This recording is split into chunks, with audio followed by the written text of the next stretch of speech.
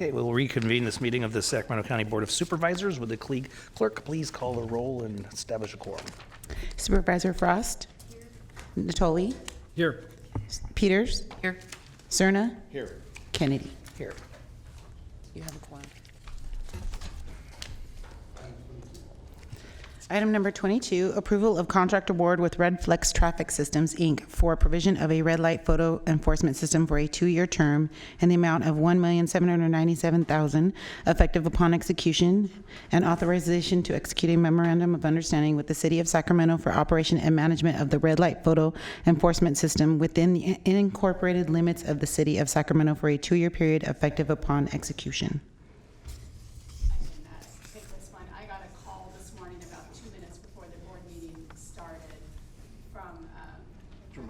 It's just not very loud. Won't turn on. There we go. I got a call a couple of minutes before the board meeting started this morning from Jim Listener, who has also submitted a few other emails to the board about this project.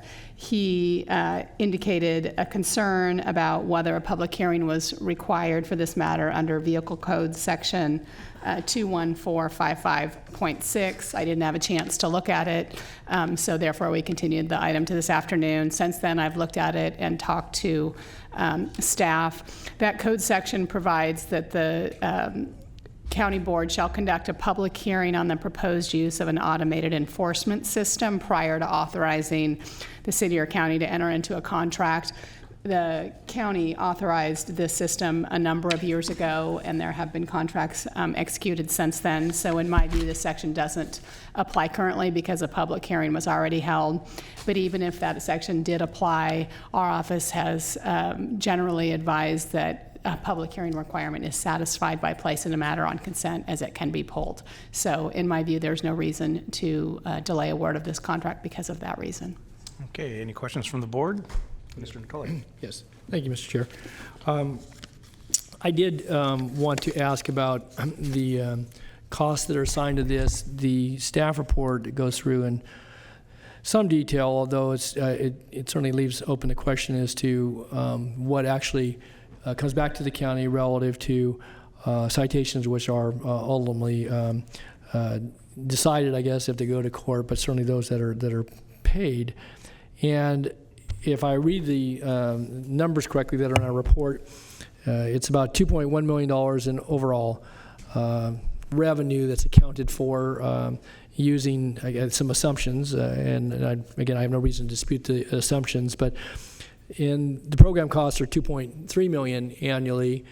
And I guess what I wanted to parse a little more closely here is that of the money that's coming through, 1.3 goes back into the general fund, and almost $800,000 go to special funds, which again are allocated under state law that authorizes the photo enforcement. So my question is that for the costs that aren't accounted for, either those that are general fund costs, are they paid through the sheriff's budget? Are they paid through Department of Transportation? Are they allocated in some other way? Just because on the face of it, there's about $235,000 that's is short any given year, but some of that's dedicated money that comes in. So I guess that's my question is that how are costs covered? And this arises again. I've had a conversation with Mr. Gill about this, and certainly talked with the undersheriff as well over the summer break. That while we were in the suspended state, this county continued to incur costs for 2 highway patrol officers. That contract was amended July 1st, as it was reported to us. But at the cost of $475,000 annually, we were paying for, I guess there were probably some follow-up, obviously, to some of the citations and their review. That's a pretty hefty sum. That was, this year, I trust that if we're going to go 6 or 8 months without any citations, that number is going to reflect something even greater disparity. So that's my question, Nav, is that what sort of assessment are we, in our financial assessment of this, where are we going to fall this fiscal year, and I guess where we ended last fiscal year, because we continued to incur those costs right up until July 1st for various aspects. We had a contract that wasn't in place, so there was no red light enforcement for that period of time, and yet these costs, I guess I assume the sheriff's costs were still there. There's annual personnel cost and other things associated with it. So I guess what sort of, how much are we falling short in this area? And again, I'm not questioning the safety aspect. I just want to know what this is costing us. I think as the contract's written, estimated annual deficit is $235,000, as you had pointed out. Right. And this item is in the sheriff's budget, and that's where the cost lies. For this fiscal year, I think once this goes through, the number is going to be slightly less because we're already a couple months into the fiscal year. And more cost though. Last year we incurred costs for 6 months, in which there was no photo enforcement. We paid for 2 CHP officers. Which we did, but we did get some services. I mean, there's work that the CHP officers did for us, but there was no revenue behind that. Revenue in the sense that citations that are paid that are legitimate. correct for last year. For last year, but that, but that doesn't even get trued up. Yeah. This year we're going to, once this goes in place, whatever the cost was for the first 2 months for whatever work sheriff had CHP folks do, that's a cost that does not have revenue behind it. And as this contract's implemented, we will work with the sheriff's office to see the 235, what numbers that end up becoming. So to answer your question, if I don't have a definitive number to tell you right now that this is going to be X, Y, Z, we evaluated the contract based on an annual cost, which is the 235 that we're reporting at this point. So, again, we use a formula here, and some of these take a while to wind their way through the courts, I'm sure. So there's some of these are probably linger for a bit of time, but we're estimating that we annually take in those amounts. I assume we have a full accounting. I see Britt back there. So do we get a true up at the end of the fiscal so we know how much money we've gotten to those funds? Correct. So what you show here in the staff report on page 7 is $1.3 million to the general fund and $798,000 for special funds, jail, and other aspects of the sheriff's operation. That money is what we believe we were going to get in this coming year, and do we know what we got last year and the year before that? Is there some accounting for all that? I believe, Brett, correct me if I'm wrong, but that's what we're estimating for this fiscal year. But if you want the accounting from last couple of years, we can provide that report to you. Well, I think it's important. I guess raising the issue for my colleagues here is that, again, maybe you have to do with the CHP, but we're paying $237,000 per position for officers to review and I guess maybe appear in court, and maybe need that third-party review under the way the statute is written. Is that something we could perform in-house? You have sheriff's personnel that is almost $700,000, so it's almost double. Totally, what I would suggest at this point is to drop this item, because the question is we need more time to research them. I don't think I can do it on the fly. Okay. We do have sheriff's office personnel, but now we're getting into 71J issues out. Rather than just provide an answer this afternoon, I want to make sure we're getting you the right information. So what I'm hearing is, how much have we collected in the past, and is it appropriate to use CHP personnel for this? Well, I'm not saying it's inappropriate. No, I don't want you to characterize it like that. It was just that's what we're paying them, and we're paying. But the question is, why CHP versus sheriff's deputies? Yeah. And so I guess I'm just getting some sense about the overall program cost. Again, I'm not. This doesn't go to safety. I'm prepared. I mean, we haven't had any enforcement now for getting on, into the 8th month. I think we've indicated how much this is going to cost. I think this is what our best estimate at this point is. With the last 2 months, not revenue coming in, whatever cost we've incurred, we can provide that to you. Way back, I'm going on my memory when this first was brought up, a determination was made to use CHP officers to augment what the sheriff's office had. And this is 2008 when we did that. And we were looking at some cuts in the sheriff's office and to safeguard having more patrol. And folks, in correction, we did go to CHP route, but I've not had that conversation. I don't think Brett has either, that given where we are now, CHP versus deputies, I could not tell you if that's the conversation. This is just an ongoing practice that we had, Okay. that we brought back to the board. And again, I'm not even questioning your practice, but as I look at the numbers here, and if we're, this didn't come in the budget context, it came after, and we're looking at, and again, it may be a good value that's only costing us $235,000 annually for this when it's up and running. But I guess I just wanted to, it was a little shy on some of the information, going back in, even recent history. And, I'm not saying I oppose the item. I think at all, back to so. that, Supervisor Tully, what we are anticipating is 2.1 million is the annual revenue that we annualized. And as you said, the annual cost is 2.3. We anticipate over the 6 years that this contract is about 5.2 million is what's going to be coming in on the revenue side. Right, and that'll be $1 million that, we will expend from, I assume, general fund source. And so is there a way, maybe there's a question that you can, answer beyond the contract terms here. Can we get the revenues aligned with the projected revenues aligned with projected expenditures, so we're not running at $235,000 annually? Because that's over $1 million over the 5-year contract. Have Britt help with that.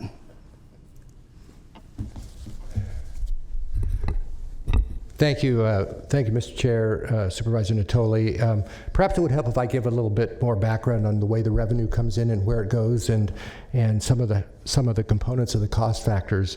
As you rightly said, Supervisor, these are all estimates. For example, one of the assumptions here, this revenue number is based on a certain percentage of citations paid soon after the citations are issued, which is a 50% number. In fact, we do collect money on other citations as well. So this number is it's an estimate. It's also a comparison of revenue that comes both to the general fund and to certain other funds, which either is then transferred to the general fund or is used to offset costs. For example, money goes to the jail construction fund. That money in that fund is used to fund improvements to the jail, like when we redid the heating, ventilating systems in the main jail. And it goes to the courthouse construction fund, which pays debt service on county facilities that would otherwise be a net county cost. So there's a variety of things that go into this. But it's a fully loaded cost, and so that includes some staff time that existed prior to the initiation of this program. When this program was initiated, we added one position. We actually simply used 2 existing staff. So if you were to look at net cost and take that into account, it might actually be pretty much closer to break even. We'd have to look at any particular year and see where we are. Part of the difficulty in doing these estimates is we get vehicle fines from a variety of sources. This money actually goes into the non-departmental revenue, the general fund portion, as discretionary revenue. And it's mixed in with all of the vehicle fine revenue that comes in with the county. And so to sort of go back and tease out which one is exactly rated, we know how many of these citations are issued, but to tease out which exact revenue comes from these citations is somewhat difficult. This is our best estimate in the interest of not trying to make it seem like it was something that would break even necessarily or save us money. We went with a fully loaded cost, which, as you say, has a $234,000, but there's a lot of variables in there that it would be difficult to refine. We could refine a little more precisely, but difficult to refine it a lot more precisely than that. Okay. I think each year on this one, we do recognize that there's a cost that the sheriff does end up incurring. And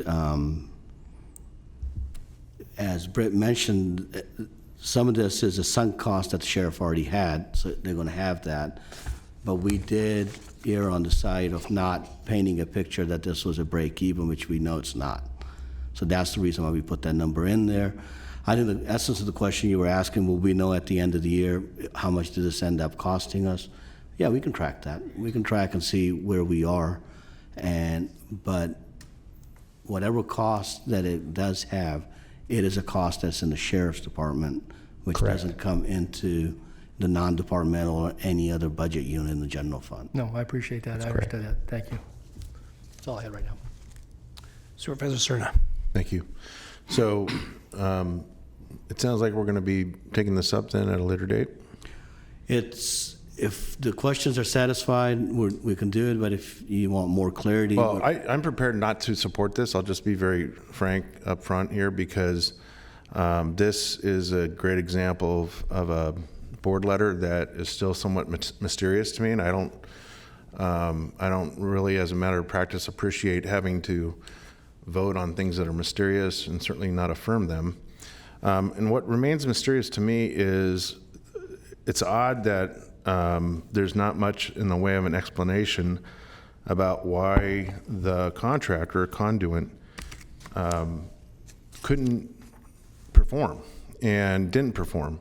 And for something as important as an implement to enhance public safety when it comes to traffic management, it seems to me that you would want your board to understand, well, was there something in the parameters that were laid out for all the potential contractors that was just insurmountable in terms of being able to start the project on time? We don't know any of that.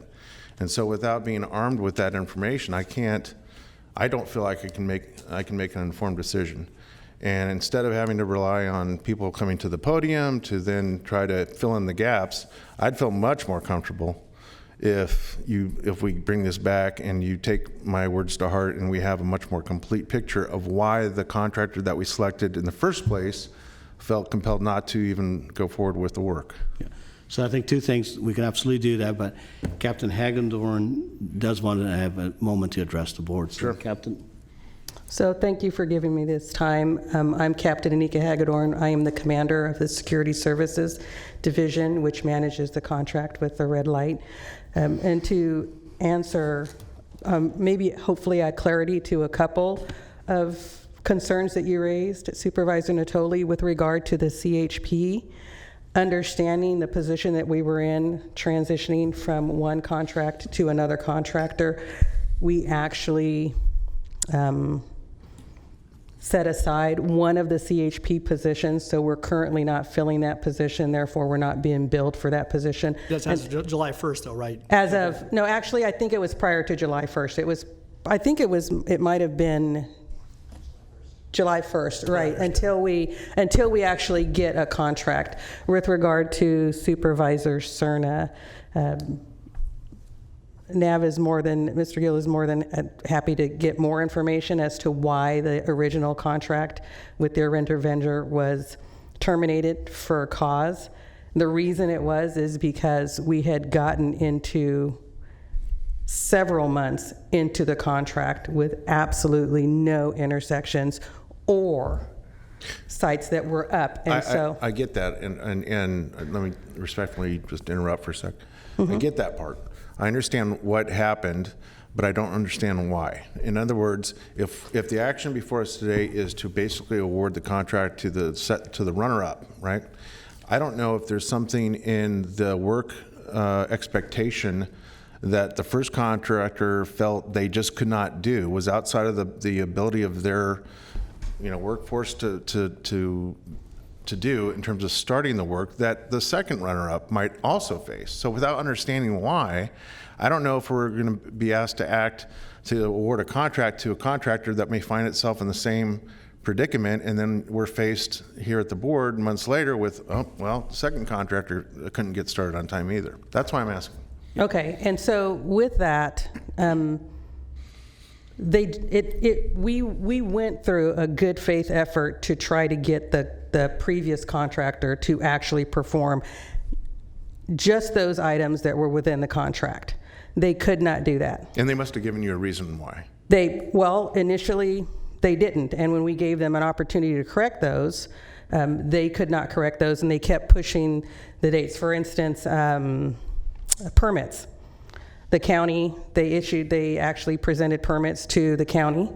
The county sent them back to that vendor for corrections, and they never resubmitted those permits to the county and did not have a reason for us. However, that was something that they could have done. It was something that they just chose not to do. So in the interest of actually getting a program and moving forward, but we reaffirmed their termination for cause with county council's approval.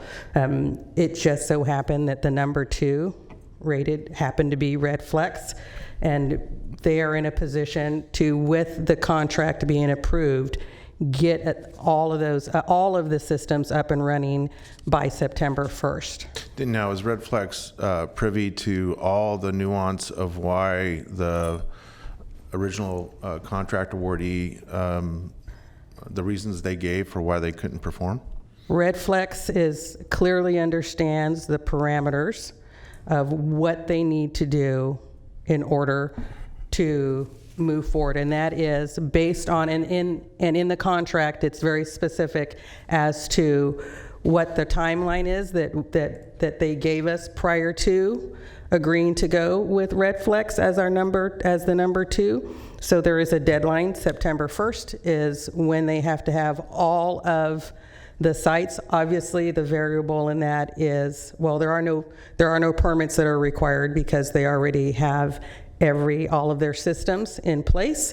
It's a matter of just reinstalling the cameras into the boxes, which is why we can get it up and running as quickly as we can. So although we did not share with them every single specific because that wasn't appropriate for us to do, they are very clear at understanding what the parameters are. And the parameters is that we will have a program up and running. We will have active sites up and running by September 1st, if not all 25. I appreciate that. Your reflexive reaction, Nav, was to let's take a little more time so that we got all the questions answered, all the information available, so that we're making as informed a decision as possible as a board. I still think that that's a wise route to go. So again, if it's the will of the board to consider this today, I'm not prepared to support it for the reasons I've already stated. I think what I would like to offer, you are absolutely correct. My reflex was the questions were coming. We were not able to get all the information out. I know the September 1 date is looming on it, but the questions you got, we've given you verbal responses. I would like to come back on the 20th and memorialize what questions were asked and give you written answers, and hopefully that will have a better record for you when you take a vote on this. Supervisor Peters. I want to point out that according to the staff report, in the table that has collisions due 1 year prior to installation column, that there are literally hundreds of collisions where people are dying in some of them. And after the cameras were installed, the total is less than 30. So for us to keep delaying this is causing not only people to die, people to be in accidents, the very large amount of money that a car accident costs, not only to the individuals in the accident, but all the safety personnel that has to come to the site of the accident. So I don't want to get too far away from this date. And as for Red Flex, I mean, personally, I don't care which one of these vendors comes in, but the reason they can get up and running is because they used to be the vendor for this system. So their equipment's still in place other than their cameras. So that's how they know what all the requirements are. So I don't know that we need that much more detail myself. And if I don't clarifying a few things for individuals that have specific questions, but I just want to point out hundreds of collisions to less than 30. That's a lot of time, effort, and money, anguish. And not to belabor the point, but to add to your point, Supervisor Peters, from the year prior to the installation of this system, in 2016, there was a decrease of 77% on collisions. And in 2017, it was a decrease of 92% of the collisions. So that kind of does a percentage to the information and to the stats that are on the page in the board letter. Thank you. Thank you. Supervisor Natoli. Yeah, just a couple of quick follow-on questions, Captain. It would be, I think, useful to know, not necessarily for any report back, but what transpired over the time when the cameras were inoperable. Again, if somebody can track that data relative to collisions, I mean, a question's been raised in some of the correspondence, but I think, again, if people assumed that those were operational, then, maybe they were better in their behavior. But I'm just, again, if there was no enforcement, there were no citations being issued, for at least by the cameras. But I guess the question I have is relative to this contract, and one last thing back to the contract with the California Highway Patrol, is that we carried 2 positions for the second half of the fiscal year. And clearly, besides any citations been issued prior to December 31st, there was no other citations that were issued, but there was obviously some workload. But I would guess what I would like to know is if this contract gives us the ability to be flexible so that we don't have to pay for 2 positions in the event that we get to the end of another contract term a few years out, assuming we take this action. I just think that that's not reasonable from a standpoint that we were paying for officer positions to review citations and to do the work. There may be some work, but to pay for 2 full positions for 6 months when no citations were issued during that 6-month, now 7-8 month period of time. Again, maybe contractually we were bound to carry those positions until to July 1st.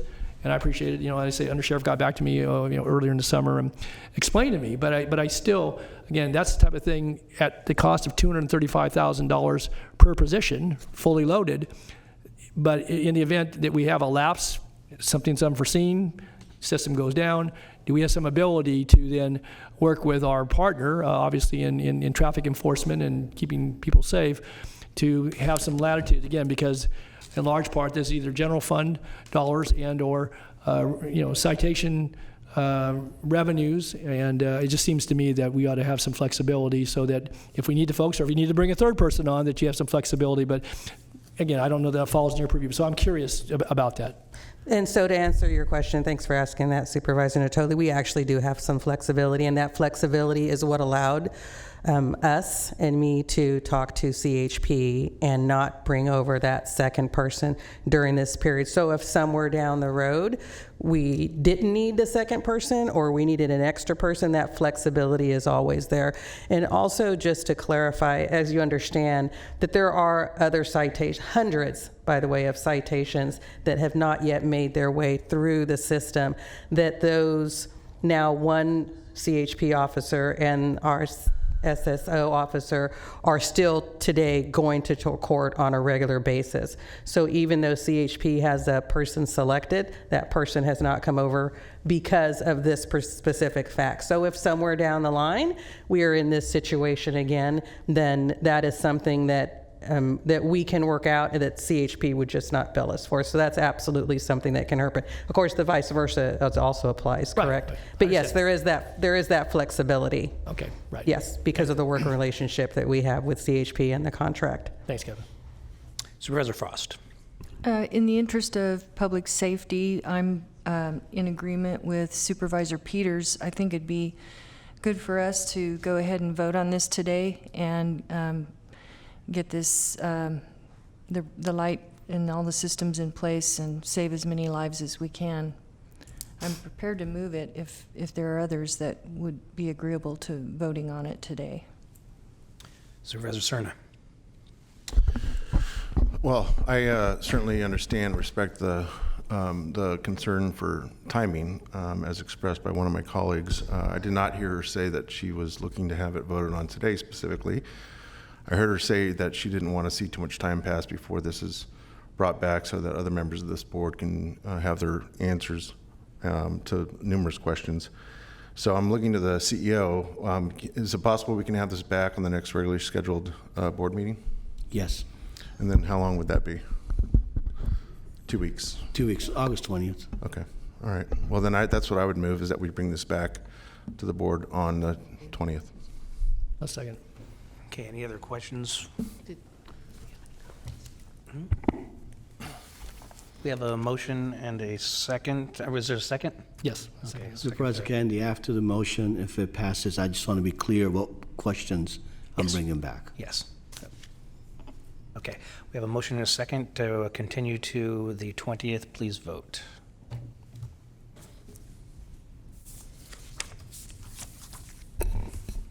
And the motion passes with Supervisor Peters voting no. Okay, so my understanding is a couple questions. One, there was a question about the previous firm about their lack of performance. Captain Hagedorn did answer it. I'm assuming the board wants that in writing.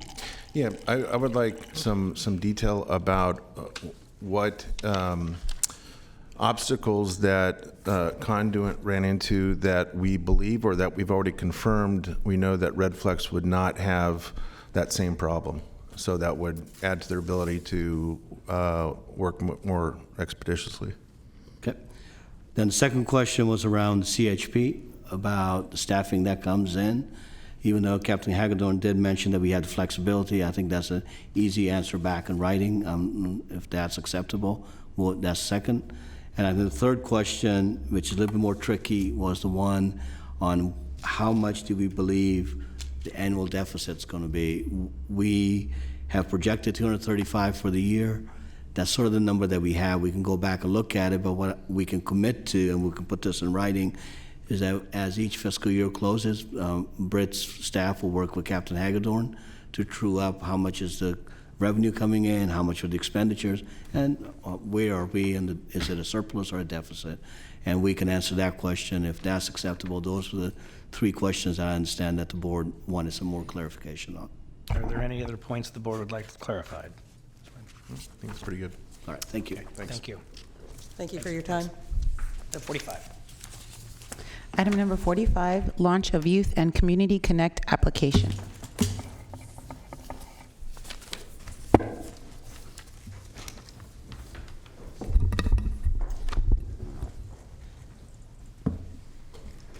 Good afternoon, everyone. Most of you know my name is Natalia Luna, and I'm an Assistant Chief Deputy DA here in Sacramento County, and I oversee our Community and Government Relations Division. And I've been in that position since 2015 when Anne Marie created that particular division. Prior to that time, though, I was assigned out at Juvenile Hall. And in that particular position, I had an opportunity to work in the courtrooms and to see a lot of our youth come through those courtrooms. And I asked myself, as well as the other lawyers in those courtrooms, and said, you know, did they have to be here? When we see, you know, a handful of kids engaged in criminal activity, is there something that could have been done before they got into the system? When we see youth involved in assaultive behavior at home and they have to come in custody, is there something that could have happened before they came into the system? And I worked with many of our community-based organizations, and we talked about the same thing in terms of reducing criminal activity, saving and reducing the number of victims and individuals in custody. And we thought, can we directly link our families and our youth to services? Can we do that in such a way where it's accessible to them and they know what exists in our county? And then we thought of ways of how we can do just that. And quite frankly, it's not a traditional role of the district attorney. Our role is really, let's go in the courthouse, let's hold people accountable. But we all know with Anne Marie and in terms of her vision that there are some things that she wanted to do with respect to initiate new partnerships, innovative programs to prevent crime and to engage our community and educate our young people. And so I'm very, very proud and excited to share with you what we have created in partnership with several of our community-based organizations, and that's the Youth and Community Connect app. And what this app does, and it's at sacyouthconnect.org, and right now, if you went on it, this is exactly what you would see in live time. What the Youth and Community Connect app does is it's a resource directory that directly links in live time community to resources. And it does so in such a way that what I'll call it, for me, frankly, is dummy proof. Because I'm old, I don't know all of those things that kids do now with respect to computers and mobiles and things like that. And so we wanted to find a way, and we talked about it with our organizations, with our staff, in terms of what is the best way, what is the easiest way that we can directly link resources to our community. And we thought about the ways in doing it in these tabs, and that's agencies, resources, criminal justice programs, and a search by zip code. And so when we talked about the 4 ways to connect, I just shared those with you. And in doing so, it wasn't just the district attorney's office. It wasn't just our office saying, hey, we have this idea, we're going to give it out to the community, and they're going to, work with it. What we did is, with our nonprofit organizations, we found out from them, what is it that you think that's important that we include in this app? What's the information that's viable, that will be helpful? And so when we talked to them and they provided information such as, we want to know the hours, we want to know whether there are different languages that are available to the community, we want to know where the locations are within the community, we want to know whether or not community service is available, whether for someone on probation or whether it's a high school student that needs to provide those types of services. So we wanted to make sure that we could provide those types of information that would be easily accessible. And so under the first tab, it's under agency, and this would be alphabetical. And the agencies with respect to being on this app, we originally were looking at nonprofit agencies because we all know that there are some great nonprofit agencies out there, and they're the boots on the ground, and they're out there doing the work every day, but not everybody knows about them because their primary focus is doing the job.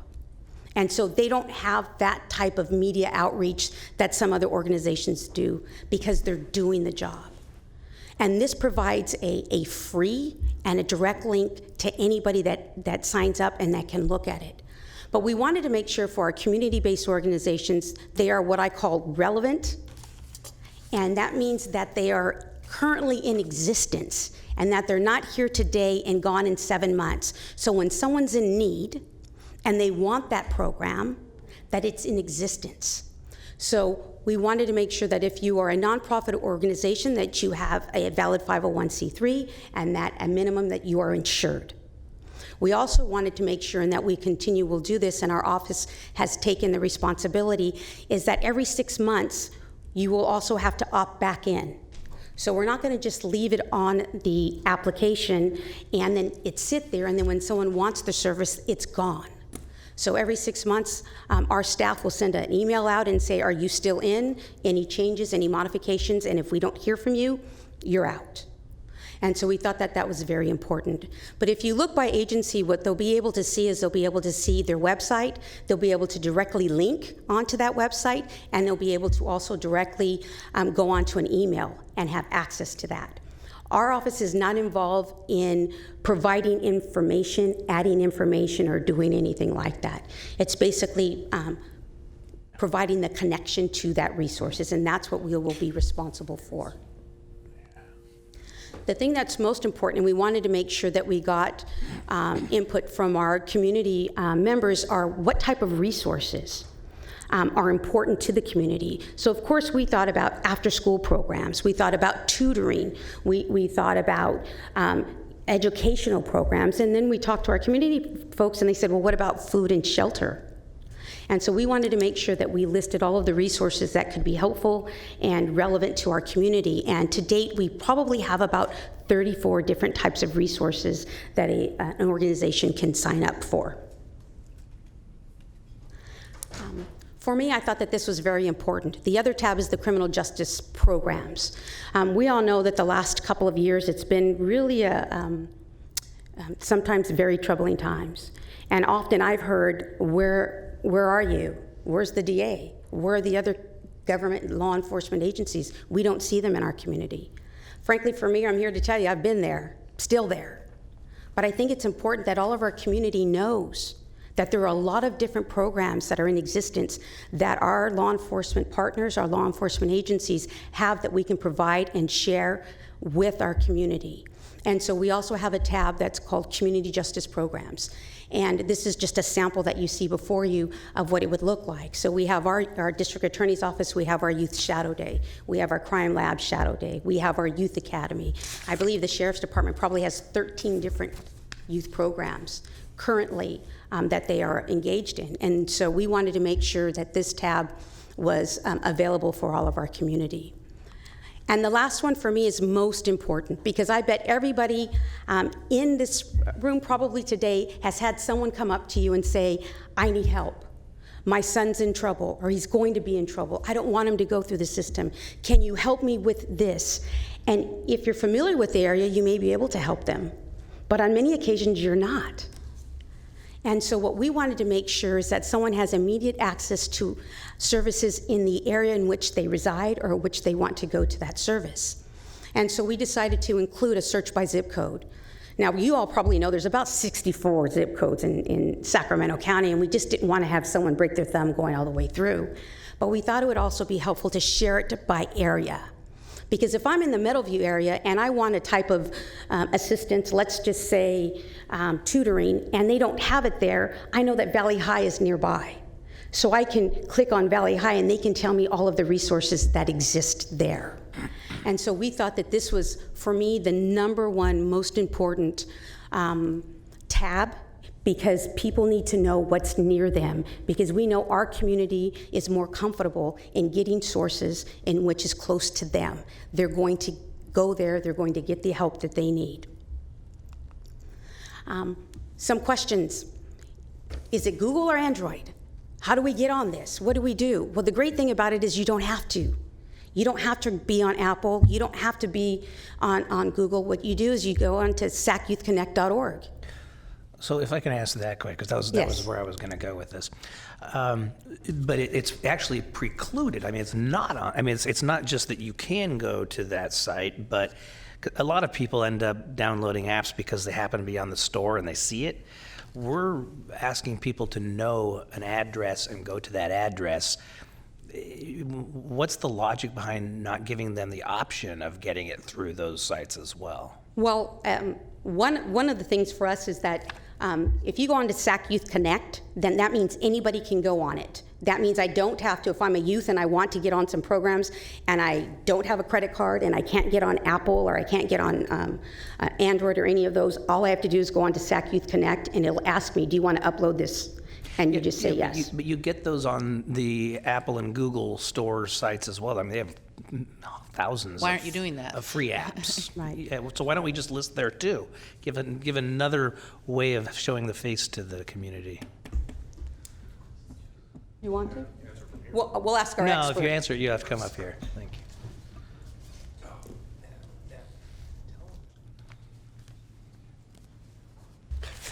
Hello, sorry. If I need these. Yeah, so the idea was to... Your name for the record. Oh, sorry, Stephen Winter. Thank you. And we built this as what's called a progressive web app. So that way we control the data that sits there at any time. With the traditional native app that you would download to your phone, if there's an update, then you have to go get that update. You have to download that to get the latest data. So we opted to do the progressive web app so we control the data all the time. So you can use it offline or online. There's certain restrictions for building things. And since we built it, and I do want to make note, we built it in-house. So to keep the costs down and keep what staff we can do, it made more sense so we didn't have to try to do an Android app and an iOS app and make sure they're both working. This particular app, Progressive Web App, works on all mobile devices. It works on the desktop as well. So we allude to, you can go to it on the desktop and get the data, or it'll react to the phone as well. When we talk about downloading it, what that does is it just puts that resource on the phone, and then anytime you go to it, be it you're connected to the internet or not, it still has the data. And whereas a mobile app, if you're not connected to a cellular device, sometimes the data won't show up. This will show up because we're caching it onto the phone. So the resources are available 24/7 no matter what. So that was the decision not to do a true mobile app, and that way the information is constantly there for the end user. I'm hoping I answered the question. Okay. All right. Yeah. Okay. And I think the one thing that I really would like to stress with respect to this is that we looked everywhere to see if we could find something similar to this to be specific with respect to our youth and to connect them directly to resources. And we couldn't find anything anywhere with respect to that. And so it was something that we worked on for probably at least a year and a half in terms of doing something like this. And that the district attorney gave us the permission to try to get it done outside of our office. And when we saw that the zip codes and things weren't working, she was committed, as much as we were committed, to get this out to our community. And so we've kept that in-house. Okay. Supervisor Serna. Thank you. So last time we talked about this, Natalia, you were encountering some issue with trying to garner some interest from the entities that would potentially participate with the app. It looks to me from the staff report, it looks like that number has considerably grown since last we spoke, so that's a good thing. But in terms of how the public can and should access this, and in terms of making that as easy as possible, what is the intent around how best to link this to the County of Sacramento portal, the website portal for the entire organization?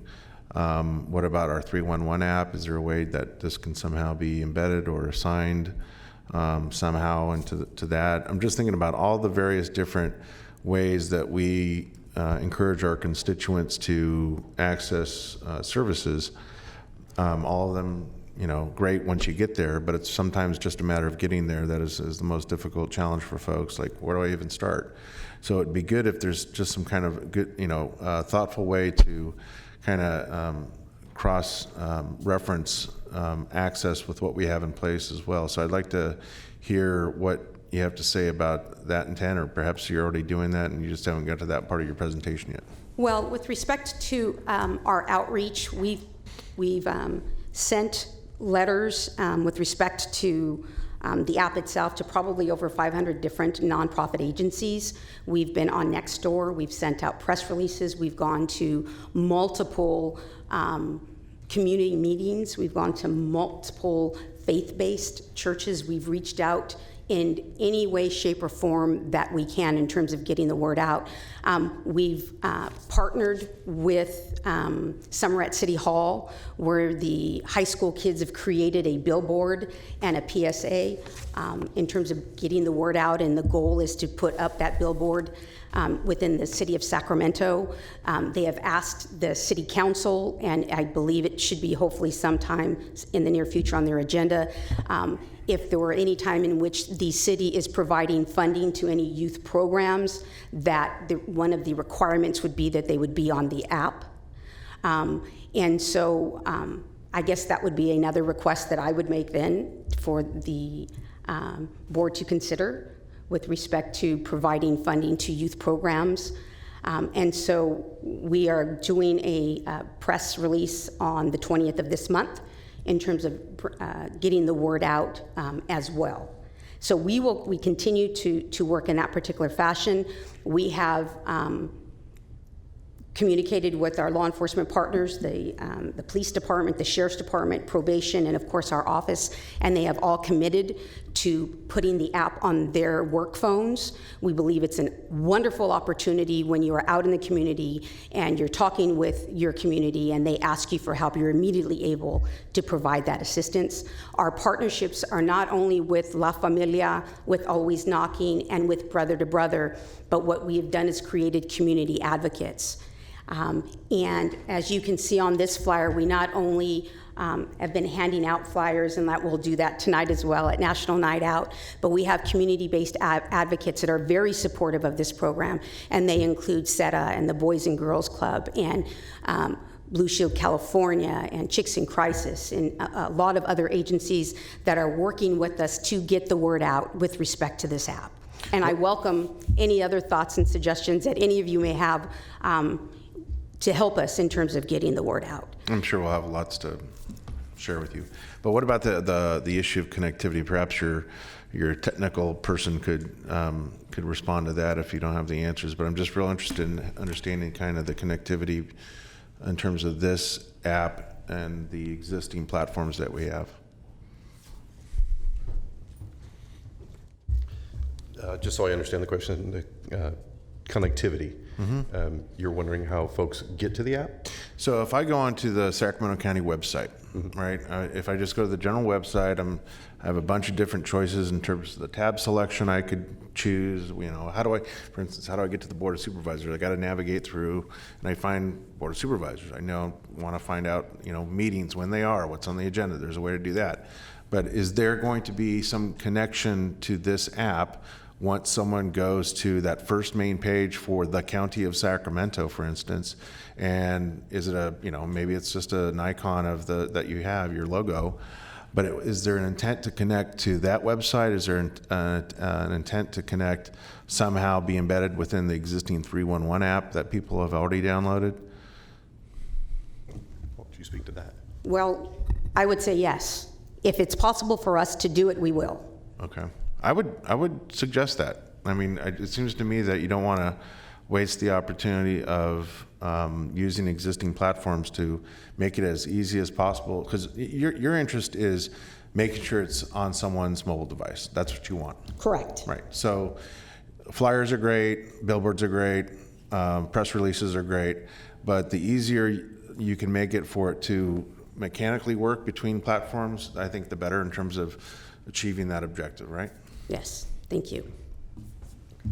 Continue. Are you Thank done? you. Oh, that's it? Yes. I mean, not that it wasn't a lot. Thanks, I can go Natalia. on. Thanks Thank to you the very team. much. Yes, very encouraging. Yeah, really good work, and as Supervisor Cerna said, I'm sure that we all have some ideas as far as, specific to the districts that we represent, as far as who to do the outreach when it's time. So probably circle back, and we can have those conversations. Very good. Thanks. Thank you, great work. Thank you. Next item. Next item. Item number 46, 6229 Gobernadores Lane, request for a development plan review for a new single-family dwelling located at 6229 Gobernadores Lane in the Residential 2 zoning district with Parkway Corridor combining and Carmichael Colony Neighborhood Preservation Area overlays within the Carmichael Old Foothill Farms community. Good afternoon, members of the board. Leanne Moffett, your planning director. I do have a full PowerPoint. We do have one speaker. I could just give some overview remarks and point to some of the mitigation measures that are in there, or I can give the full PowerPoint at your discretion. Ms. Peters, do you have any preference? Succinct? Okay. Overview. That's why I asked you. All right, so And I'm very well aware of this project. Great. Met with the tribes and that sort of thing. Perfect. Well, I'll give a brief overview and then touch on what I believe the speaker is going to cover. So the original development project was controversial, so there was a condition that was put on in 1997 associated with one of the project elements for discretionary development plan review to be done by the board. The design generally of the home itself has not been particularly controversial. It comes to you with recommendations for approval by the CPAC, which was unanimous, the Design Review Advisory Committee, and the Parks Department with various conditions addressing compatibility with the parkway. A big component of the timeline of the review was really because this was discretionary development plan review. There were potential impacts to tribal cultural resources because the larger property includes some recorded archaeological sites and is a sacred Native American land. So there was an environmental addendum that was prepared. We consulted with the tribal representatives, and that came out with a conclusion that the construction of the home will not impact the previously identified cultural resources. So that pretty much sums up the project. Immediately before the hearing, we do have Ms. Betsy Weiland, who's here with one of our Parkway advocate groups. And so she was asking some questions, and I believe she may testify, having to do with the preservation of some of the oak trees and making sure that there's screening between the home and the parkway. And so I just wanted to point out there's a variety of conditions and mitigation measures that are in attachment to your board report. So I just wanted to highlight where some of those are so you can see that I believe we are being responsive to those concerns. So for example, we have condition number 3 where a review of the detailed landscape plans will be required for consistency with the state model water efficiency landscape ordinance. So we'll really be looking at using water efficient landscaping there. We have condition number 7 that addresses in great detail the removal of native trees. It does call for a replacement tree planting plan to be submitted to the county and reviewed by the environmental coordinator, Tim Hawkins, who's here today and who has worked on this project. And we will make sure that any replacement tree planting plan that we really look for those replacement trees to be screened, to allow for screening between the site and the parkway, and even if appropriate, work with the Parks Department to see if there's any places, if we have to do replacement trees, that they can be planted to enhance that screening. We have mitigation measure number 8 having to do with native trees in the vicinity of a retaining wall. Condition number 9 having to do with protection during construction of native trees. That condition goes on for almost 2 pages. That includes subsection J having to do with the treatment underneath the trees to make sure that we don't kill off the oak trees or harm them during construction. We have condition number L, which have to do with deep watering, and that would be for non-drought tolerant oaks. That would be for trees that need to be watered while the landscaping irrigation may be off normally during the summer. So that is not intended to be watering the native oak trees that don't need water. And then finally, we'll also be working with the Parks Department as this building permit for a single-family home goes through, which is in condition number 25, which speaks to using locally native plants for vegetative screening. So those were my overview remarks, and I just wanted to highlight some of those mitigation measures to the extent you are going to hear from Ms. Weiland about the screening and the native vegetation. Okay, any questions? I do have one speaker slip. All right. Betsy Weiland.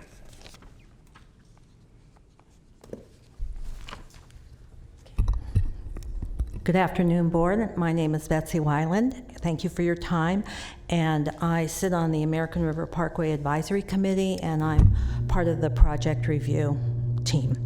So just very quickly, first of all, I want to thank the applicant, Mr. Tarabian, for being so cooperative during the whole process. And I know it was very hard on him, and it was long and arduous, but he worked within the parameters of the Parkway Corridor Combining Zone and no special permits, et cetera, et cetera. So I wanted to make sure to thank him. I also want to thank County Parks and the Planning Department for all of the conditions, mitigation, and mitigation monitoring in regards to the trees in particular, because the success of this project is dependent on the tree screening. There are a lot of native, 37 trees, I believe, on the property. A lot of it are native oaks, and they provide a lot. They're going to provide a lot of screening of this house front to the parkway. So we need those trees to survive. So I greatly appreciate that. And then just bigger picture, very quickly. These projects always bring forward a lot of questions, bigger picture questions regarding trees and tree preservation. So I look forward to working with county planning on the update of our tree ordinance, which I'm hearing might not just be small bites, but we may be looking at a very comprehensive look at it. So thank you very much for your time, and I look forward to all those trees surviving. Thank you. Thank you, Betsy. That's the only card I have from the public. Is there anyone else who'd like to speak on this item? Okay, is there comments, questions from the board? Okay, thank you. I don't have questions, I have comments. Okay. I'm going to move for approval of this. This has been a very long process. This is one of the, if not the first, one of the first projects that came in under a new rule from the state government about native burials, and there was some, I met with the tribes, there was some very interesting work they did with dogs on site, and it was a very long process is what I can say. And so I'm going to move for approval, given particularly, I forgot to mention all the tree work that I feel confident that with this level of detail that the trees will be well taken care of. So I'll move staff recommendation. Second. So before we vote, I will say that I'm going to use a very technical planning term here. It's also a really cool project. So, I mean, it's really well done. It is. Please vote. Unanimous vote. Thank you. Item number 47. Elkhorn Boulevard Grocery Outlet, PCN, ABC license hearing to determine whether public convenience of necessity would be served by issuance of a Type 20 liquor license to grocery outlet located at 3643 Elkhorn Boulevard in the North Highlands community. All right, I was going to go through the PowerPoint on this one. There we go. So this is on Elkhorn Boulevard in the North Highlands community, and it is an ABC license hearing for a Type 20, which is beer and wine only, for a new grocery outlet store. It is, here's a 1 mile radius map showing other sites in the vicinity. It is in both over-concentrated and high crime area. The census district allows for 4 off sale, and there are 9. This would bring that up to 10. And we also have information on the 1 mile radius here. We are coming forward to you with a recommendation of approval. There is an analysis in the report about the ability to have a full-service grocery store in this neighborhood that provides a wide variety of groceries, including fresh fruits and vegetables and all of that, and a belief that that will provide this neighborhood with that full-service grocery store. We do have a recommendation of approval from the Community Planning Advisory Council, and we did hear very positive comments from the community who are very interested in having this grocery outlet store in their neighborhood. We have the standard sheriff letter indicating their withdrawal of opposition as long as all of the standard conditions are added to the license, and all of those standard conditions, including the 10 p.m. cutoff, the single sales, and all the security measures are included in the sheriff's letter and would be moving forward. So that's the staff overview. All right, questions? I don't have any questions. Were there any speakers? There's no speakers. Okay. Given that the application has met all the requirements of the Sheriff's Department, I would move approval and note that this is moving along the lines where we're trying to see our ABC licenses in District 3 move into grocery stores and places like that rather than individual liquor stores. So move approval. Thank you. Second. Please vote. Unanimous vote. Thank you.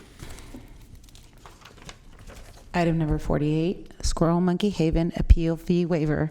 Request for a waiver of fees for an appeal of the zoning administrator's approval of a use permit located at 11859 North Valenson Road in the Southeast community. This item was continued from July 16th. All right, so I do have some brief remarks to cover this one.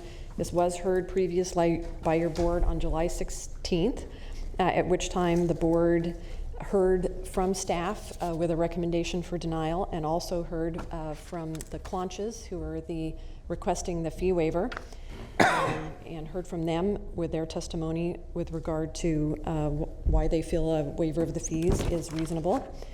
At that hearing, a request was made by Supervisor Natoli to consider the use of TOT neighborhood project funds as a source of funding for the appeal waiver. Supervisor Natoli spoke about what he felt were unique circumstances associated with the project and about the community-wide interest associated with the use of a kennel conditional use permit process to consider the project.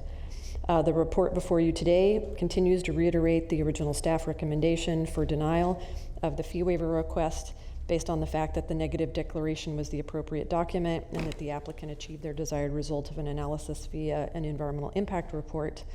The board report before you today also indicates that your board can approve the requested fee waiver today.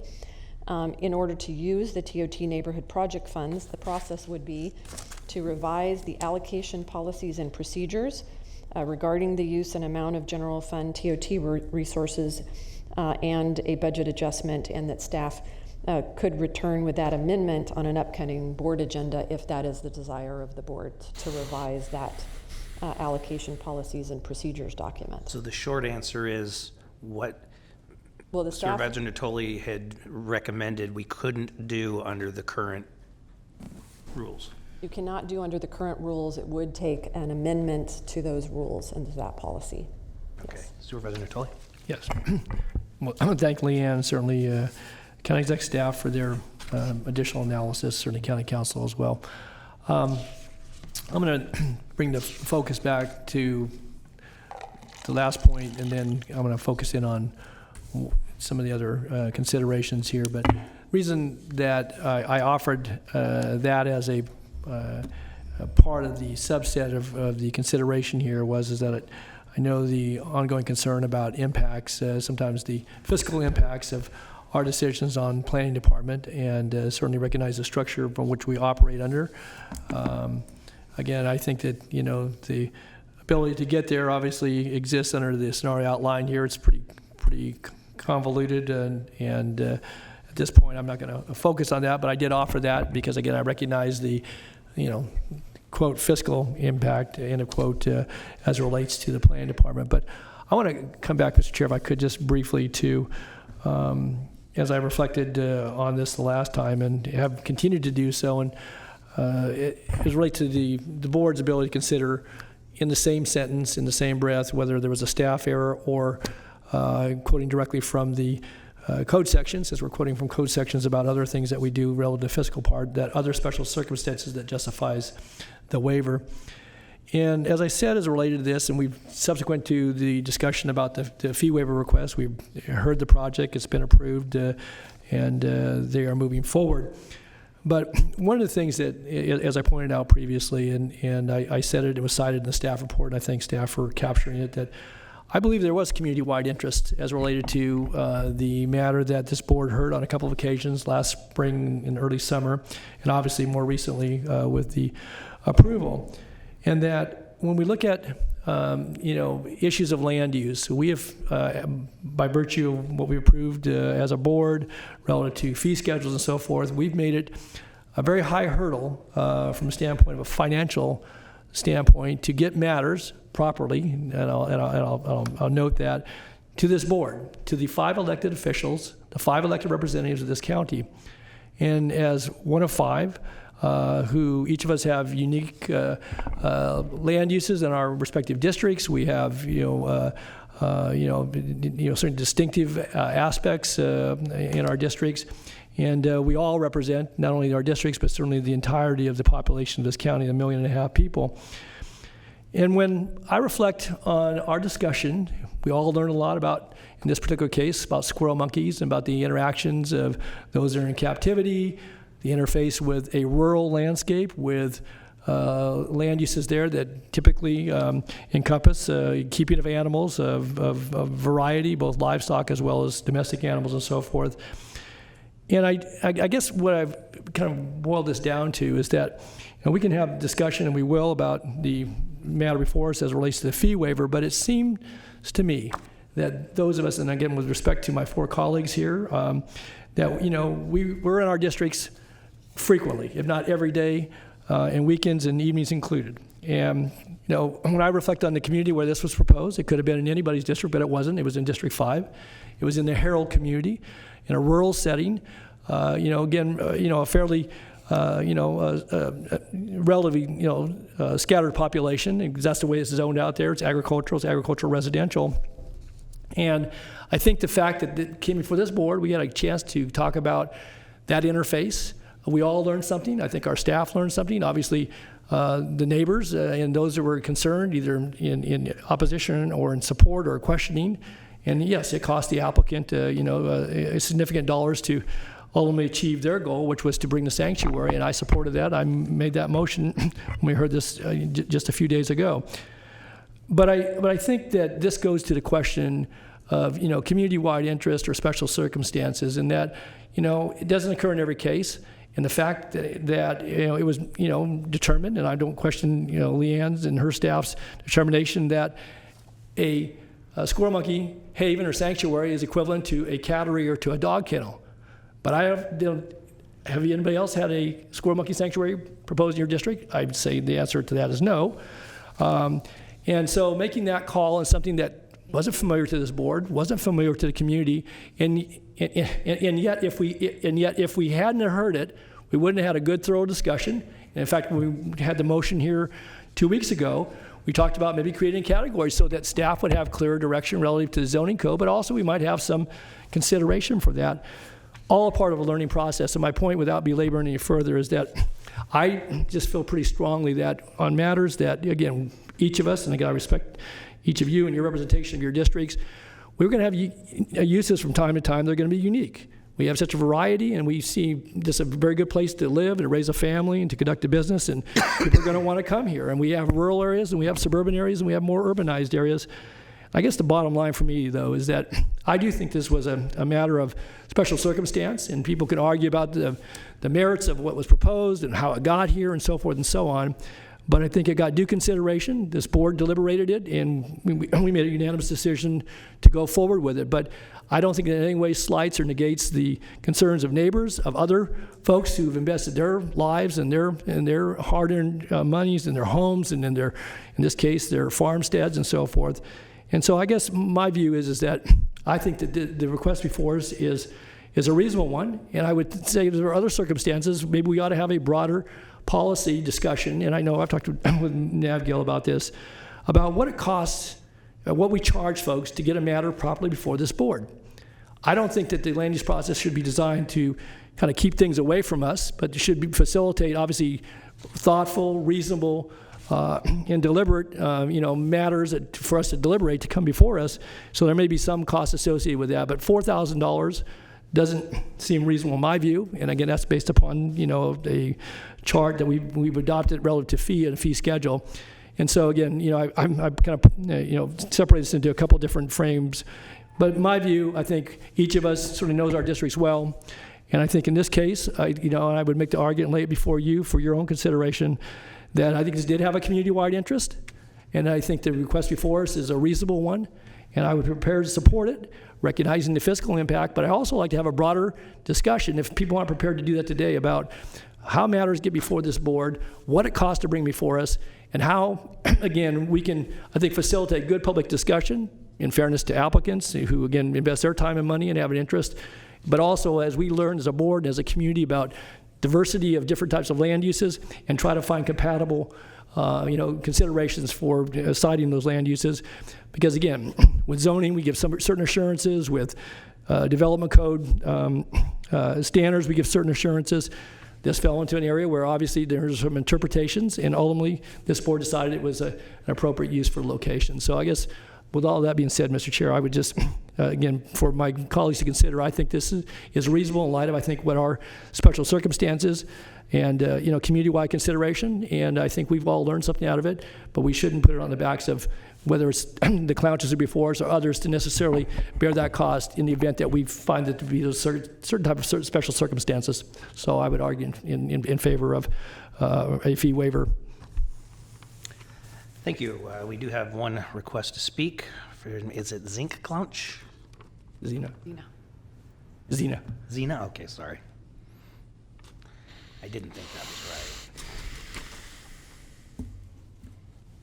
And my name is Zena Clonch, and I just wanted to say it wasn't our specific individual interest. It was the community, and we all came together at the CPAC meeting. I know that they voted for it, but I don't believe that was a reflection of the atmosphere of the meeting. And I do appreciate you guys hearing it. I've heard a lot more since, and I was very concerned about safety for the community and our family specifically. So we have relocated for that and other reasons. But I do appreciate your time and consideration for this. Thanks. Yeah. Thank you. Any questions, comments? Supervisor Serna. Thanks. None for the speaker. I just wanted to chime in following Supervisor Tully's comments and statements because I've thought hard about this one. There's a large part of me, and I've stated this publicly in the past, that really doesn't feel comfortable with kind of ad hoc decisions by this board to either waive this fee or not when we have a policy in place. That to me begins to leave a history of windfalls and wipeouts for people, depending on how hard they advocate, what their relationships with each of us. the circumstances of the appeal, for instance, if it's of a single person or if a whole community was behind it. And I don't think when it comes to a cost that's this great that we should, as a matter of practice, get in the business of applying our discretion that way. I think this has to be a function of a consistent policy so that everyone gets equal treatment under the law. But at the same time, this is a somewhat unique circumstance because you have a member of this board that feels so strongly about this in this circumstance that he is willing to, as I understand it, use your discretionary district TOT funds. Well, I was. They made there's a few roadblocks cited in the staff report. Well, I mean, but I think that's an important footnote here because that too is under the general discretion of each of us, how best to use those scarce funds. But I think it's the continuation of not having a spirited discussion at this board about the magnitude of the fee, especially in light of the fact that over the last year and a half, we've had some kind of side conversations at times about the amount of the fee compared to other jurisdictions. And as far as I know, we haven't really faced this head on yet. That leads me to believe that until we have that conversation, I think that if it's the will of one member of this board to use funds that are determined to be legal to use in that fashion that don't compromise the general fund, then I guess I'm willing to support Mr. Natoli. So I guess for me, it's going to the crux of the matter in this case is really going to depend on what our council has to say about the use of TOT funds for this. But I think the longer that the more we prolong this issue and we don't have a very robust conversation about the appropriateness of the fees and how they are to be applied, I feel like we don't have, we're not fortified with the necessary landscape, the policy landscape to make these difficult decisions. Because let's face it, that $4,100 is a lot of money, even if it's shared by a few community members. And when we hear that it's excessive compared to other jurisdictions, it makes me squirm in my seat that much more. So that's where I'm at this point. Supervisor Frost. So where I sympathize because I know you paid a lot to step up and do what you felt was right, and I also sympathize with Supervisor Natoli, who's advocating on your behalf. My concern, number one concern, is that we as board members often hear from the taxpayers and voters about how we can't get things done, and everything is so slow, and we can't get things to move through the system. And part of the problem lies in situations where we have disagreements on what can and cannot happen, and like with this situation where there was a delay, even though there was that delay, and that because of you're advocating against the Squirrel Monkey Haven, there were a lot of extra costs to the applicant and a lot of costs to the county, and now we're in a position of determining should we come back after all that time and all that cost and refund your fee. And is that, my question is that fair? Is it fair for the taxpayers to pay for that? Or is it fair for the county to absorb that because there were costs associated with all the work that went into the added meetings and preparation and so forth? And so it's difficult because once you set a precedent like that, then there are others who come behind and say, oh, don't worry about it. They'll waive it anyway. It's not, that fee isn't real. That fee isn't real.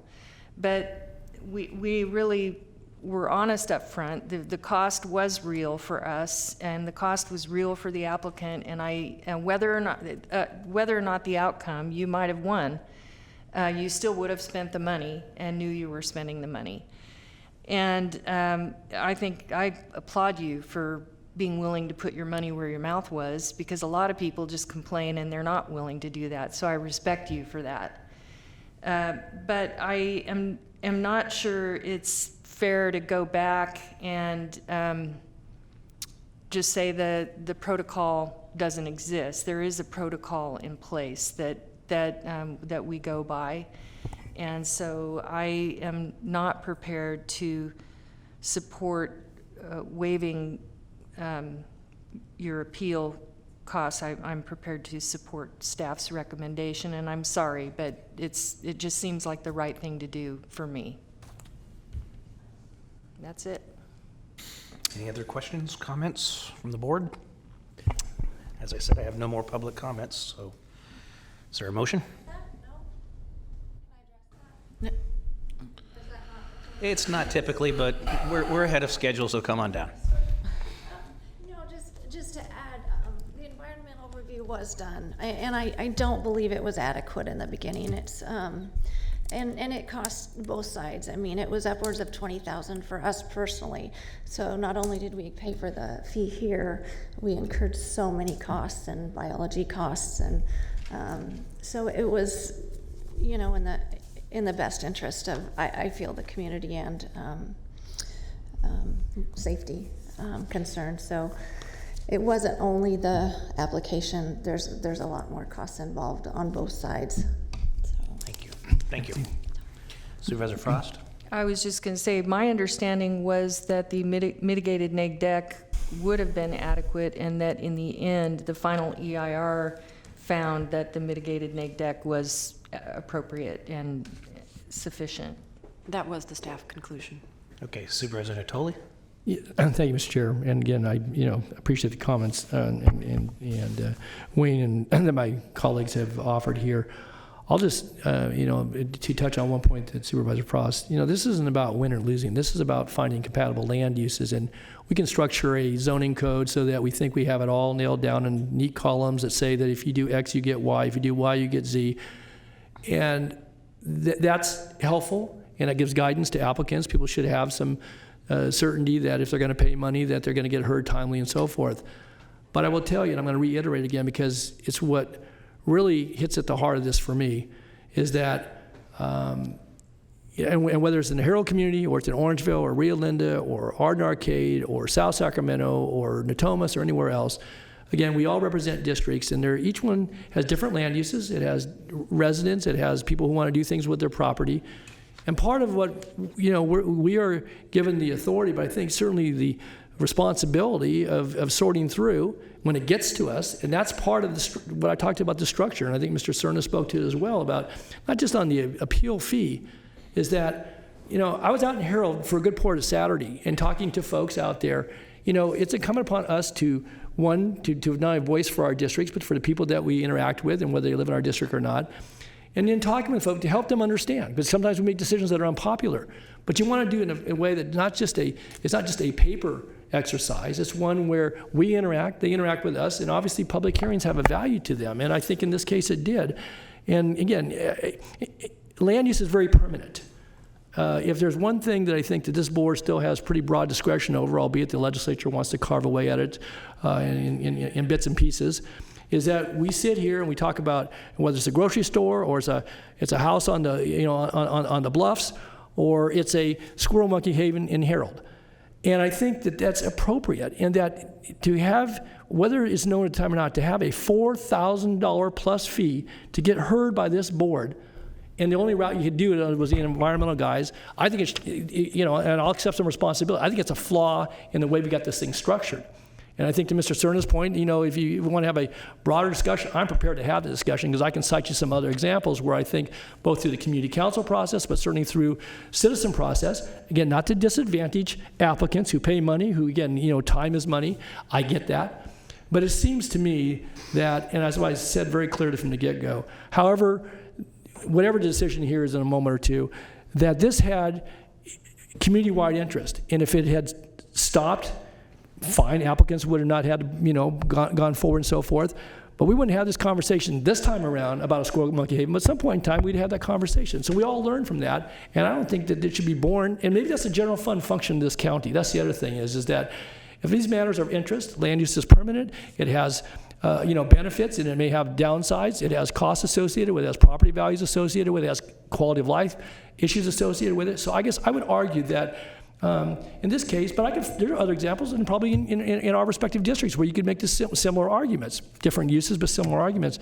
And so I think it's perfectly appropriate to have discussion, and whatever we do with this or not, it doesn't go away. And I've talked to Mr. Gill about this, about the fee structure, but certainly about land use. And the zoning code is not perfect. God knows we all know that. We adopted the first major revision in 40 years in 2015. How many times have we gone back, given direction to Leanne and her staff? Well, that didn't fit very well. We missed something over here. We should have added this over here. That wasn't the appropriate hearing body. I think in this case, that to this conversation we had about this specific item, though, is that I don't think it wasn't a perfect fit. They made an interpretation. I'm not arguing that here today, but it's not the same as a dog kennel, and it's not the same as a cattery. And so, therefore, we learned something. We gave some direction as part of that motion, and we're going to take a look at that. So, again, I get the fiscal impacts. I get about fair playing field and so forth. This is not, again, as much about the appeal by the Clonches is I think that, there is a fairness aspect, but there is a community-wide interest. And so I'm, again, not to put it in the bad spot, I'm going to move that we grant the waiver. But also as a part of that, that we come back in a fairly short amount of time with discussion. I know we had the fee schedule today that got put over, and we talk about our appeal process and the fees that are associated with that. So I would, and so we can maybe get a broader, so we don't have to have this on every one that comes through. We don't see that many of them, but this one I feel pretty strongly about, so I move the grant the appeal. I'll second it. Okay, we have a motion and a second to grant the appellant's fee waiver. Correct? Correct. And with direction to come back on the broader question. And yes. Okay, please vote. Well, wait. I would prefer that you separate the two issues, Okay. Don. Okay. I can do that. That's fine. Okay, so on the first question of whether or not to grant the waiver, the motion is to grant the waiver. Yes. So a yes vote would be to grant the waiver, a no vote would be to not grant the waiver. Everybody clear? Please vote.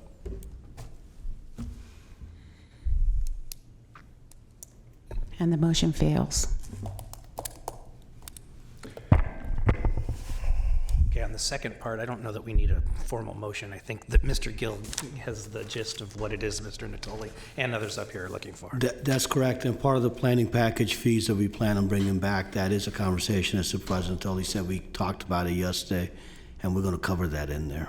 We're going to bring that item back to the board. We're going to cover the costs and we're the whole picture. Yeah, that's just, one, correct. Mr. Chair? Yes, sir. Could I ask for one other related report back at some point? And it doesn't have to be in a hearing setting, maybe it's one-on-one with board members, but seems to be there's still some ambiguity about what we can and cannot use the TOT funds for in this context or a similar context in terms of gift to public funds and how that's really determined. So I'd like us to be armed with a little better understanding of what we can and cannot do legally with that particular revenue source. Okay. Thank you. Good idea. Okay, any other questions, comments of the board? Yes, Yeah. sir. Well, obviously, I don't know if the chair was going to make mention of it, but certainly want to wish everyone National Night Out is tonight.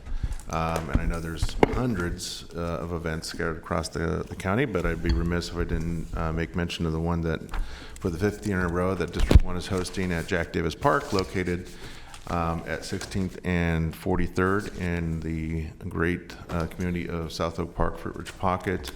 We're going to have numerous county tables out there, and lots of our staff are going to be there to greet residents, provide valuable information on everything from animal care and control to, I think, the Register of Voters is going to have a table out there. So would certainly like to welcome everyone out there, and looking forward to seeing folks beginning at 5:30 tonight.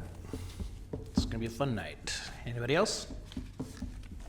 All right, we're adjourned.